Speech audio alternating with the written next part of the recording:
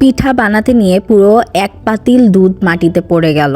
পাশাপাশি আমরা বাসার সবাই মিলে পিঠা বানাচ্ছিলাম এবং আমার এক হাতে পিঠা বানানোর স্কিল কি অবস্থা সেটা তোমাদের দেখালাম। পাশাপাশি বাহিরে চিতই পিঠা হচ্ছিল, সেটার একটা ক্লিপ এবং আমার বড় ভাইয়ের বার্থডে, সব কিছুই থাকবে আজকের ব্লগে। গুড মর্নিং, কী খবর সবার?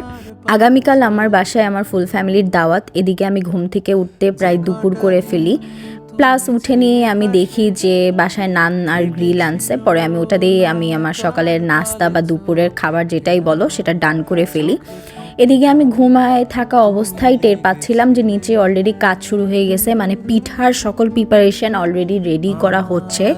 পরে দেখলাম বাবা বাগানে দুধটাকে খুব ভালো করে জাল দিচ্ছিলেন, কারণ আজকে প্রিপারেশন না নিলে আগামীকালকে তো আর ওরা কিছুই খেতে পারবে না। সো আজকেই সব কিছু আমাদেরকে করতে হবে।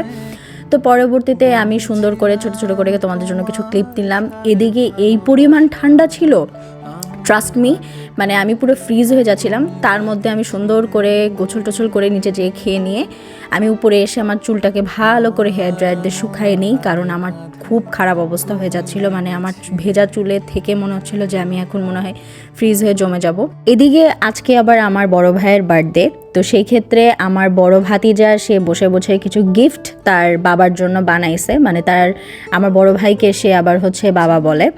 তো ও আমার মেজো ভাইয়ের ছেলে, তো ও আমার বড় ভাতিজা, সে বসে বসে এই ধরনের গিফটগুলা মেক করছে।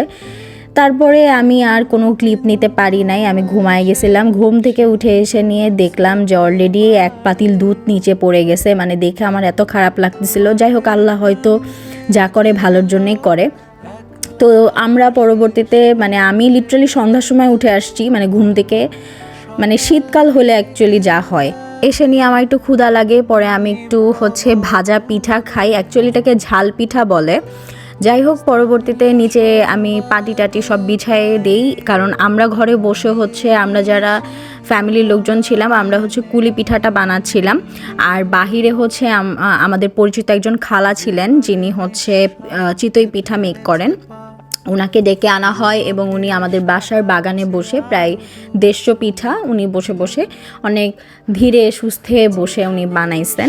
যাই হোক, এরপরে আমার বড় ভাই ভাবি ওরা একটু বাইরে যায় এবং ওরা বাসায় চলে আসে। তো পরবর্তীতে যেটা হয় যে আমার ভাতিজা সে তার বড় বাবার জন্য যে গিফটগুলো মেক করছে সে তাকে সেটা দিতে থাকে। এদিকে যেহেতু দাদার বার্থডে, তো আমরা কি করলাম, দোকানে গেলাম, যে কতগুলা বেলুন কিনে নিলাম। কারণ বড় ভাইয়ের তো ঠিক আছে, বাট আমার যে ভাতিজা তারা তো অলরেডি বার্থডে সেলিব্রেশনের জন্য পাগল হয়ে রেডি হয়েছিল। সো আলটিমেটলি আমার কাছে মনে হলো অ্যাটলিস্ট বাচ্চাগুলোর জন্য বেলুন আনা উচিত। বাট আমার ভাইকে তো কোনোভাবেই আমরা বসাতেই পারতেছিলাম না, সে বসবেই না, বলতেছে বাচ্চাদেরকে দিয়ে কেক কাটাও, আমার বয়স নাই। যাই হোক, তাকে অনেক জোর টোর করে বুঝায় টুঝায় তাকে বসানো হলো এবং সে বাচ্চাদের নিয়ে কেকগুলো সুন্দরভাবে কাটলো। আরেকটা ব্যাপার আমি এই ব্লগগুলো এইবার অ্যাটলিস্ট বানাতে চাই নাই, বাট আমি অ্যাকচুয়ালি বানাইছি। তার একটা রিজন আমার বড় ভাই ভাবি বাচ্চারা খুব অল্প সময়ের জন্য বাংলাদেশে এবার আসছে।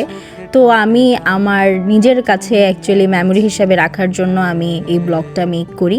যাই হোক, এরপরে রাত্রেবেলা প্রায় আমরা 2টা-3টার দিকে বসে আমাদের রাত্রের খাওয়া দাওয়া শেষ করি।